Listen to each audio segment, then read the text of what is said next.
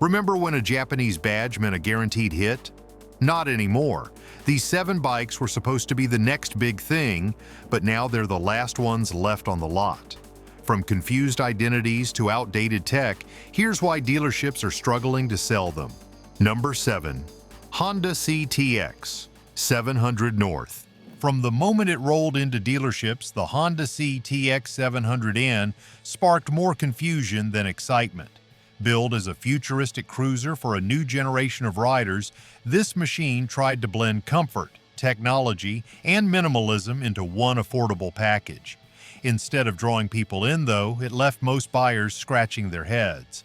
It wasn't that the bike was bad, it just didn't know who it was trying to impress. Too upright for traditional cruiser fans, too strange-looking for sport riders, and too tame for tourers, the CTX 700N became a bike without a home. At the heart of the CTX 700N is a 670 cubic centimeter parallel twin engine, the same platform used in the NC 700 series. This engine produces 48 horsepower and 46 pound-feet of torque. It's designed more for efficiency than excitement, with a power band that's smooth and flat, favoring fuel economy and predictability over thrilling performance. For riders who were just learning, that seemed like a good idea.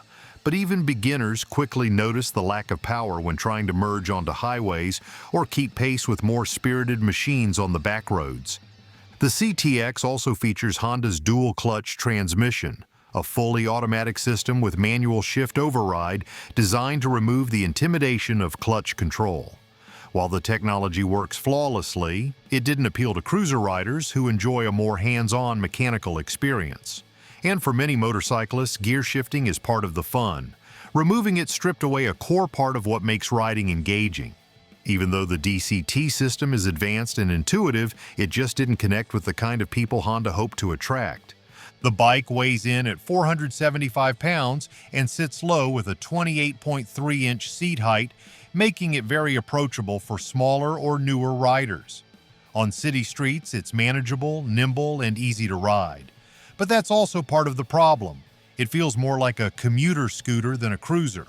With limited wind protection, soft suspension, and no luggage space in its base form, it lacks the versatility that many riders expect even from an entry-level cruiser. Those looking for weekend escapes or cross-state road trips were left wanting more. Visually, the CTX 700N is a polarizing machine. With its forward-leaning profile, unusual fairing, and underseat fuel tank, it doesn't look like any other cruiser on the road. Some riders appreciated its unique presence, but many found it too unconventional. It lacked the classic lines of a V-twin cruiser, the aggression of a street fighter, and the sleekness of a tourer. In trying to look futuristic, it came off more like a design prototype that accidentally made it to production. Priced at $7,699, the CTX 700N sat in the middle of a highly competitive segment. For the same money, buyers could choose from models with more performance, stronger brand identity, or a more traditional design. It just didn't stand out where it needed to. And when a bike doesn't generate passion, or at least curiosity, it tends to get overlooked. But if the CTX was too strange to understand, the next Yamaha cruiser failed for being too simple to love, and that's where we're headed next. Number 6. Yamaha VStar 950. Simplicity can be a good thing, but when it comes to motorcycles in a crowded cruiser market, being too simple can backfire. That's exactly what happened with the Yamaha VStar 950. Introduced as an easy-to-ride, low-maintenance V-twin cruiser, it had all the ingredients to be a staple in Yamaha's lineup. And yet, despite its reliability and classic styling, it never earned the fan base it needed. Today, it sits in the shadow of more charismatic rivals, quietly collecting dust in dealership corners across America. Underneath its long, low frame is a reliable air-cooled V-twin engine with a displacement of 942 cubic centimeters. It produces 54 horsepower and 58 pound-feet of torque. That might sound fine for light cruising, but when compared to similar displacement bikes from Harley-Davidson or Indian, the VStar 950 comes off as sluggish. It lacks the aggressive, low-end torquey cruiser riders crave. roll on the throttle, and instead of a satisfying surge, you get a slow, predictable pull that feels more like a mid-sized commuter than a highway cruiser. The VStar 950 weighs in at 613 pounds and offers a seat height of 26.6 inches, perfect for shorter riders or those new to cruisers. Comfort is definitely one of its strong points. The ergonomics are relaxed, the seat is wide and supportive, and the handling is surprisingly easy at low speeds. But as the road stretches out, that comfort fades. The suspension is basic, the ride can be harsh on rough pavement, and there's little wind protection. For anyone hoping to cover serious miles, it quickly becomes clear this is more of a bar hopper than a tourer. Styling-wise, Yamaha played it very safe. The VStar 950 looks like what you'd expect from a textbook cruiser. Teardrop tank, wide bars, low stance, and plenty of chrome, but in a segment where style is everything, playing it safe doesn't always pay off. It lacks the boldness of Harley's designs or the distinct silhouette of an Indian Scout. Riders who want their bike to stand out often find the VStar 950 too plain, too generic, and lacking personality. It fades into the background. Another issue is performance for the price. With a starting cost of $8,899, it lands close to used models from premium brands that offer more power, more customization options, and deeper aftermarket support.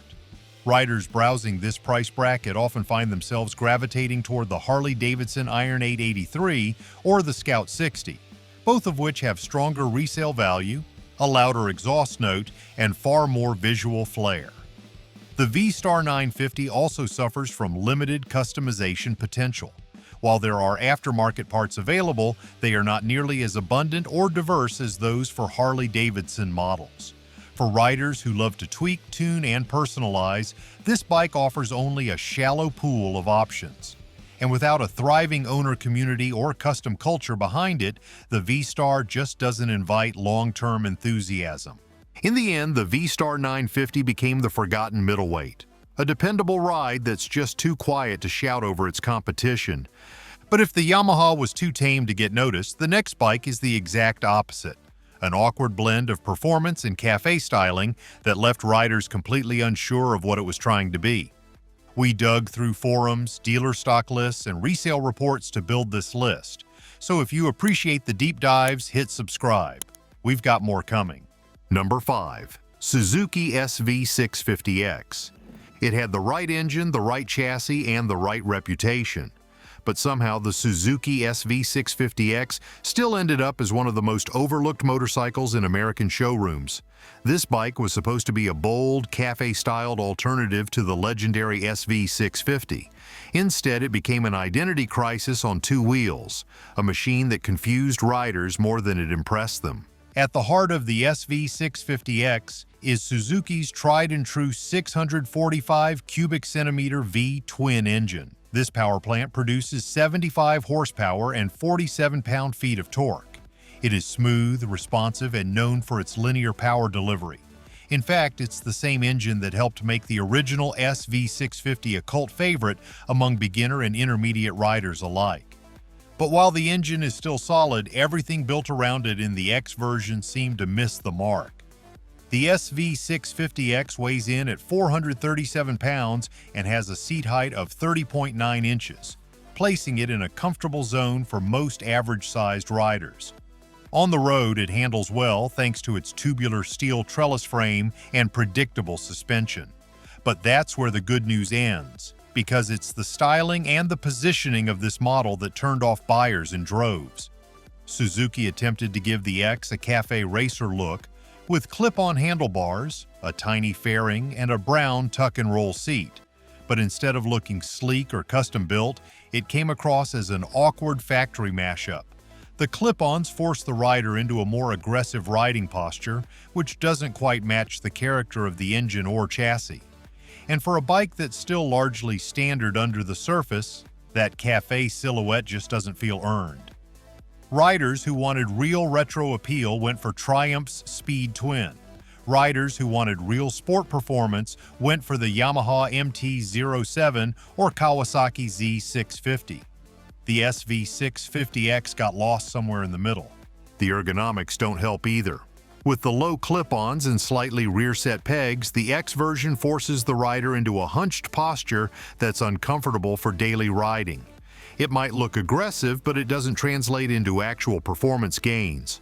Long rides become tiring, city commutes feel cramped, and for taller riders, the cockpit feels especially tight. The original SV650 was known for its comfort, something the X sacrificed in the name of style, and the payoff just wasn't worth it. Another issue is price positioning. The SV650X carries a starting price of $8,499. That's several $100s more than the standard SV650, which delivers the same performance in a more comfortable and neutral package.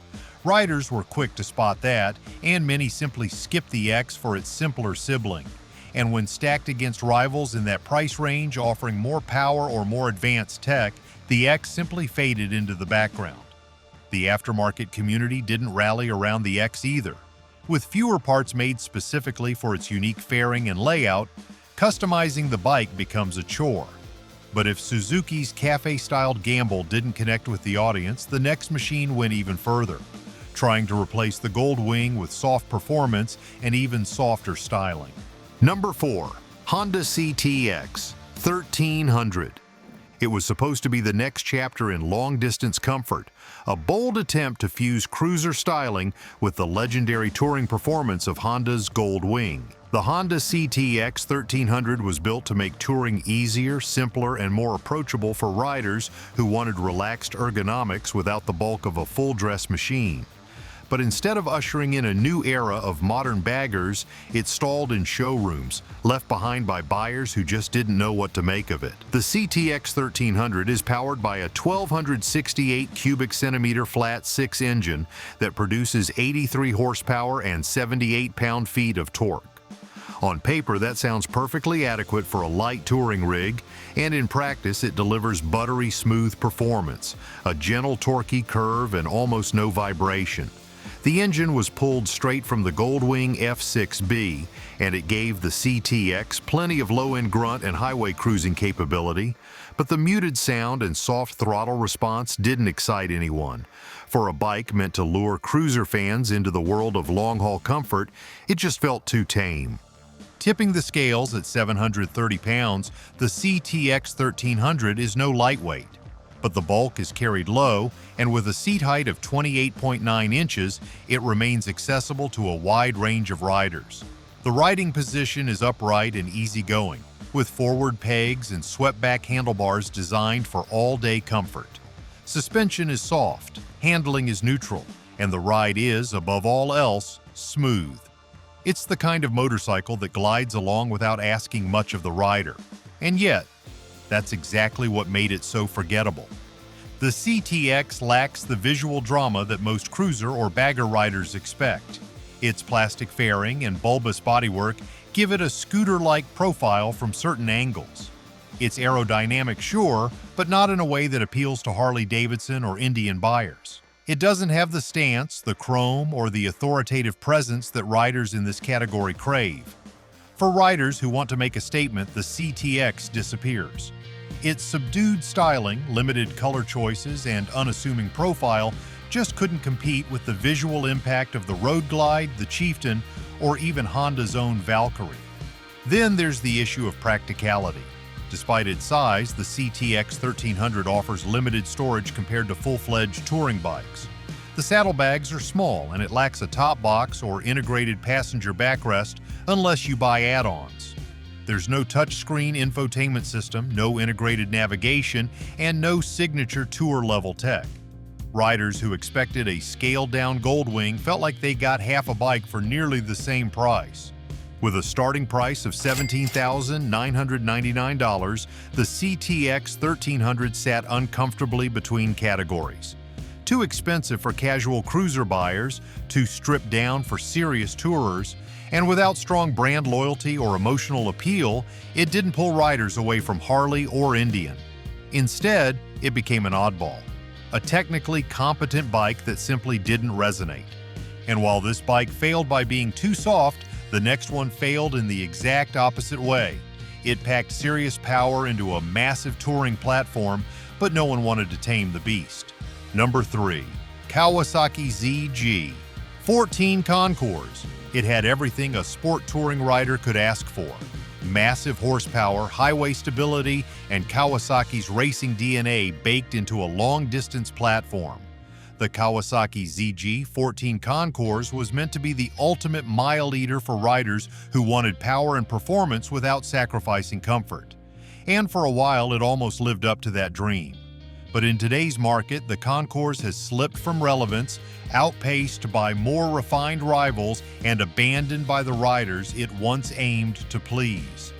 Beneath its angular fairings beats a 1,352 cubic centimeter inline 4 engine. This beast puts out a staggering 155 horsepower and 113 pound-feet of torque. That's more than enough to annihilate highway stretches and keep pace with open-class sport bikes. The power delivery is smooth and relentless, especially once you climb above 6,000 revolutions per minute. On paper, it sounds like a home run, but in the real world, that much power, combined with its size and outdated tech, has turned the Concours into more of a museum piece than a modern choice. The Concours tips the scales at 689 pounds, making it a serious machine to manage both in the garage and on the road. While it offers rock-solid high-speed stability and a surprisingly sporty ride through sweeping curves, it lacks the nimbleness that many modern riders expect from sport touring machines. Tight U-turns, city riding, and parking lot maneuvers reveal just how bulky the bike has become. And when compared to newer offerings like the Yamaha Tracer 9 GT or BMW's R1250 RT, the Concours starts to feel like a relic. Comfort-wise, it delivers a mostly upright riding position, plush two-up seating, and integrated hard saddlebags. It also comes equipped with shaft drive, adjustable suspension, and a large fuel tank that makes it ideal for long hauls. But that's where the advantages start to fade. The Concours lacks modern rider aids like cornering ABS, electronic suspension, or traction control that adapts in real time. Its analog dash, clunky button layout, and basic electronics package feel a generation behind. Even the windscreen, while electrically adjustable, doesn't offer the level of customization found on rival models. With a starting price of $16,599 in its final model year, the Concours looked like a bargain on the surface. But buyers quickly realized they were getting older tech at a premium cost. And with Kawasaki quietly discontinuing the model in the United States, support has started to thin out. Riders looking for dealer service, parts, and long-term ownership support are finding fewer options every year. That's enough to make even loyal Kawasaki fans think twice. Another major strike against the Concours is its visual design. While sharp and aggressive when it debuted, its look has barely changed since the late 2000s. In a world of LED lighting, sleek fairings, and futuristic instrument clusters, the Concours looks stuck in time. Riders want a bike that reflects modern performance, not one that reminds them of sport touring in the early 2000s. But while this Kawasaki grew old and heavy, the next bike on our list failed for a very different reason. It tried to be retro, modern, and performance-ready all at once, and ended up pleasing no one. Number 2. Yamaha FZ8. There are motorcycles that land in the sweet spot between practicality and performance, and then there are bikes like the Yamaha FZ8. Released as the middle child between the FZ6 and the FZ1, the FZ8 was supposed to be a well-balanced, affordable naked bike for riders who wanted more punch than a 600 but weren't ready for a leader-class machine. Instead, it became one of Yamaha's most forgettable models. An underwhelming performer that faded from dealerships and rider memory almost as quickly as it arrived. At its core is a 779 cubic centimeter inline 4 engine, producing a respectable 104 horsepower and 61 pound-feet of torque. On paper, those numbers suggest a bike that should be exciting to ride. And to be fair, the FZ8 does pull hard once you get it into the mid-range, but it takes time to wake up. Below 5,000 revolutions per minute, the engine feels sleepy, almost like it's holding something back.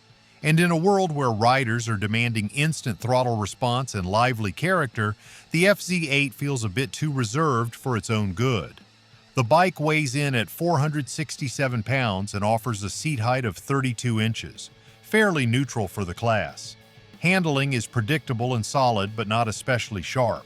Compared to rivals like the Kawasaki Z900 or the Triumph Street Triple, the FZ8 feels heavier in corners and less responsive to quick rider input. It's stable, yes, but not playful. For a naked sport bike, that's a problem. Visually, the FZ8 wasn't bold enough to stand out. Its design borrowed heavily from the FZ line, with a compact headlight, minimal bodywork, and a blacked-out engine. But it lacked flair. There was nothing about the FZ8 that made people turn their heads or get excited. It looked like a placeholder bike, something to tide Yamaha over until the next big release. And unfortunately, that's exactly how it was treated. The bigger issue was how it fit or didn't fit into Yamaha's lineup. Riders coming from the FZ6 expected something more aggressive. Riders comparing it to the FZ1 found it lacked the raw torque and top-end rush they craved. And with a starting price of $8,599 at launch, the FZ8 was just expensive enough to make buyers hesitate. For just a few $100s more, they could step up to bikes with better suspension, better electronics, and stronger brand identity. The FZ8 also lacked the refinement that newer riders have come to expect. It featured basic suspension, dated brakes, and no advanced rider aids. No traction control, no ride modes, no ABS unless you opted for a higher spec version. In a post-2010 world, that simply wasn't enough. Riders were already gravitating toward more tech-packed machines that offered safety and customization alongside performance. The FZ8 felt like it was built for yesterday's rider in tomorrow's market. And while this Yamaha underperformed by being forgettable, the next bike went all in on shock factor. So futuristic and wild that most riders didn't even know what to do with it. Number 1. Honda NM4. Some motorcycles are built to blend in, others are built to stand out. And then there's the Honda NM4, a machine that didn't just break the mold, it took a sledgehammer to it. Styled like something out of a science fiction movie, the NM4 was Honda's most radical attempt at redefining what a cruiser could be. But instead of becoming a cult favorite or a modern classic, it confused the market, alienated buyers, and ended up as one of the most unsellable motorcycles in American showrooms. At the heart of the NM4 is a 670 cubic centimeter parallel twin engine, the same engine used in Honda's NC 700 series. It produces 47 horsepower and 44 pound-feet of torque. Decent numbers for a commuter bike, but completely underwhelming for a motorcycle that looks like it should shoot laser beams and outrun jet fighters. The engine was tuned for low-end torque and fuel efficiency, not speed or excitement. And when paired with the dual-clutch automatic transmission, it became clear that this bike was designed more for comfort and convenience than performance or adrenaline. Weighing in at 561 pounds with a seat height of 25.6 inches, the NM4 was physically low and heavy. It was surprisingly manageable at low speeds thanks to its long wheelbase and low center of gravity, but that's where the positives ended. The handling was sluggish, cornering clearance was minimal, and the forward foot controls combined with an extreme riding position made it feel more like a motorized lounge chair than a motorcycle. The seat was sculpted like a backrest recliner, and while it provided decent comfort, it also made the rider look and feel like they were sitting in a sci-fi armchair. Styling is where the NM4 drew the most attention and the most criticism. With its blacked-out bodywork, sharp angular lines, and massive front fairing, it looked more like a concept vehicle than something you'd expect to see on a dealership floor. It didn't resemble a cruiser, a sport bike, or a tourer. It was its own category. And that was the problem. Riders didn't know what to compare it to, what gear to wear on it, or even where it belonged on the road. Some called it the Bat-Cycle. Others said it looked like it belonged in a Tron sequel. But very few saw it and thought, I want to ride that. With a starting price of $10,999, the NM4 wasn't cheap either. That price tag placed it up against tried-and-true models from Harley-Davidson, Indian, and even other Hondas with more practical features. Riders considering a cruiser at that price expected thunderous V-twin torque, customization options, and a traditional silhouette, not a strange plastic spaceship with minimal storage and commuter-level performance. The NM4 also lacked versatility. There was no real luggage space, no wind protection for touring, and no performance advantage for spirited riding. It was a bike you bought purely for its appearance, but only if you were willing to live with the strange ergonomics and low power. And that wraps our countdown of 7 Japanese motorcycles dealers just can't seem to move. Have you seen any of these bikes stuck at your local showroom?